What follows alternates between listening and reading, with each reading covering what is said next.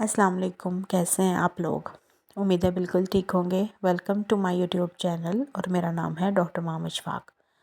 आज की वीडियो में हम एक और मेडिसिन पे बात करेंगे। मेडिसिन का नाम है बैकलिन टैबलेट।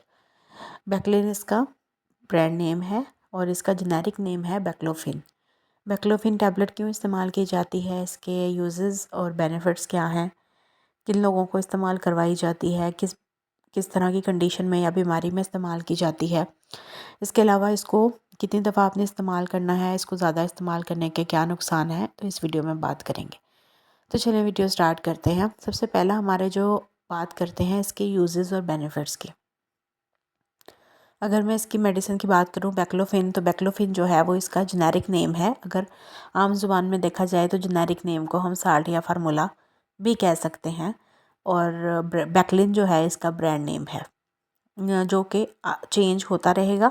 आपने जब भी किसी दवाई को याद करना है तो उसके जेनेरिक नेम या साल्ट फार्मूले से याद करना है। इसको मेडिकल की ज़ुबान में एक्टिव इंग्रेडिएंट भी कहते हैं। तो बैक्लोफिन की सारी बात मैंने आपको बता दी इसके नाम के रिलेटेड। अब आते हैं इसके इस्तेमाल पे।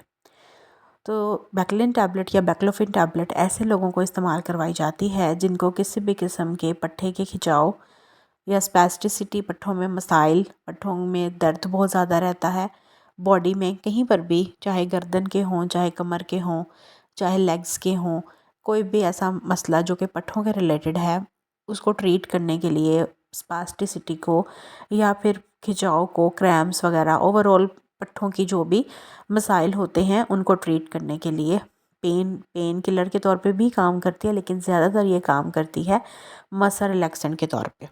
तो बैक्लोफिन जो है वो मसल रिलैक्सेंट के तौर पे काम करती है, पट्ठों को रिलैक्स करने के लिए, उनके खिंचाव को ख़त्म करने के लिए, पेन मैनेज करने के लिए, सोजिश को और पेन को ख़त्म करती है अगर उसका ताल्लुक खिंचाव के साथ है। और इस तरह से आप बॉडी में अगर आपको गर्दन, कमर दर्द या किसी भी किस्म का पट्ठों का मसला है तो इस दवाई को आप इस्तेमाल कर सकते हैं। ये थे जी इसके यूजेस और बेनिफिट्स। अब आ जाते हैं कि इसको आपने यूज़ कैसे करना है और कितनी दफ़ा दिन में इस्तेमाल करना है। अब बात करते हैं इसकी डोज़ के ऊपर। तो अगर इसकी डोज़ या इसके इस्तेमाल की बात करें कि आपने इसको दिन में कितनी दफ़ा इस्तेमाल करना है, तो नॉर्मली तो मैं हमेशा आपको यही प्रेफर करती हूँ कि डॉक्टर की प्रेस्क्रिप्शन को फॉलो किया करें। जो भी आपके मसाइल हों उसके अकॉर्डिंग डॉक्टर आपकी दवाई प्रेस्क्राइब करता है। लेकिन अगर जनरल डोज़ की बात करें तो आप इसको दिन में 2 दफ़ा इस्तेमाल कर सकते हैं। दिन में 2 दफ़ा किसी भी टाइम आप इस्तेमाल कर सकते हैं, लेकिन ज़्यादा बेटर है कि सुबह या शाम 2 दफ़ा इस्तेमाल करें और खाना खाने के घंटे के बाद आप इसको इस्तेमाल कर सकते हैं। इसके अलावा आपने कोशिश करनी है कि दवाई का इस्तेमाल पानी के साथ ही किया करें। तो दिन में 2 दफ़ा इसको इस्तेमाल करें, लेकिन ज़्यादा मकदार में कभी भी इस्तेमाल ना करें, बल्कि अपनी लाइफ़स्टाइल को बेटर करने की कोशिश करें और साथ साथ अपनी डाइट को बेटर करने की कोशिश करें। अब आ जाते हैं इसके ज़्यादा इस्तेमाल करने से अगर आपको कोई नुकसान हो रहा है या साइड इफ़ेक्ट्स क्या क्या हो सकते हैं, उस हवाले से बात करते हैं। तो मेडिसिन के अगर कुछ फ़ायदे हैं तो उसके नुकसान भी उतने ही, बल्कि शायद उससे भी कहीं ज़्यादा हो सकते हैं। ख़ास तौर पे उन लोगों के लिए जिन लोगों को दवाइयाँ इस्तेमाल करने की आदत हो जाती है, या फिर वो बहुत ज़्यादा मकदार में इस्तेमाल करते हैं, या फिर हर वक्त दवाइयाँ खाते हैं, लाइफस्टाइल और जो खुराक है उस पे फोकस नहीं करते। तो अक्सर ऐसा होता है कि आपके जिस्म में बहुत से मसाइल पैदा होना शुरू हो जाते हैं, क्योंकि दवाइयों के अगर कुछ फ़ायदे हैं तो नुकसान भी होते हैं, और कुछ लोगों पे वो नुकसान ज़्यादा नज़र आ जाते हैं। तो इनको हम साइड इफ़ेक्ट्स कह सकते हैं या गलत बुरे असरात कह सकते हैं दवाई का।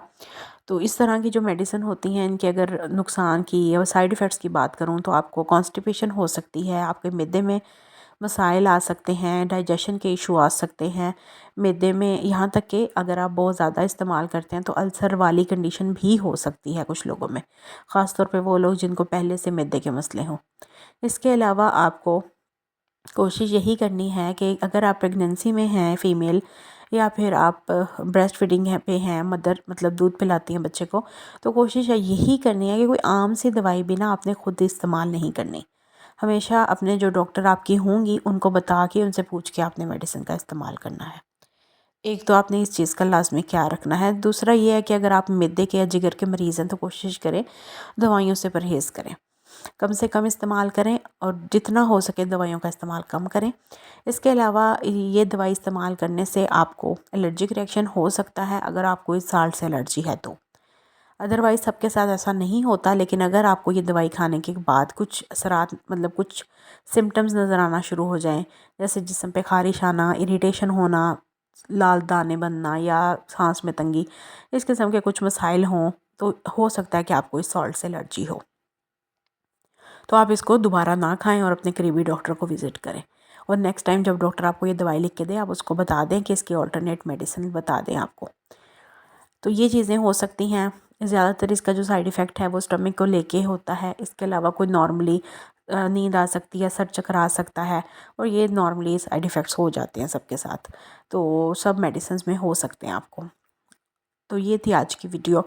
अगर कोई क्वेश्चन हो तो आप पूछ सकते हैं, कोई बात हो, कोई सजेशन हो तो आप दे सकते हैं। अपना बहुत सारा ख्याल रखें, दुआ में याद रखें। अल्लाह हाफ़िज़।